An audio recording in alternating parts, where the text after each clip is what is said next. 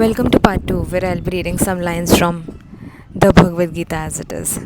So it's written, the Lord has control over the universal affairs of material nature. Material nature is not independent. She is acting under the directions of the Supreme Lord. As Lord Krishna says, the material nature is working under my direction. When we see wonderful things happen in the cosmic nature, we should know that behind this cosmic manifestation there's a controller. Nothing could be manifested without being controlled. It is childish not to consider the controller. For instance, a child may think that an automobile is quite wonderful to be able to run without a horse or animal pulling it. But a sane man knows the nature of automobiles engineering arrangements. He always knows that behind the machinery there's a man, a driver. Similarly, the Supreme Lord is the driver under whose direction everything is working. तो भगवान कह रहे हैं ये जो material nature है, material nature मतलब जो भी धरती पे टैंजिबल आपको दिख रहा है, जिसको अपन टच कर सकते हैं, ये जो बॉडी है, ये सब कुछ भगवान के कंट्रोल में है. अगर हम ये मान रहे हैं कि ये जो सारी चीज़ें इस दुनिया में हो रही हैं ये खुद से हो रही हैं, तो हम एक बच्चे की तरह बिहेव कर रहे हैं जो ये समझता है कि एक गाड़ी बिना इंजन या फिर बिना किसी एनिमल पुलिंग के चलती है. अपन को थोड़ा समझदार होना पड़ेगा और ये समझना पड़ेगा कि इस दुनिया में जो भी हो रहा है, ये जो अभी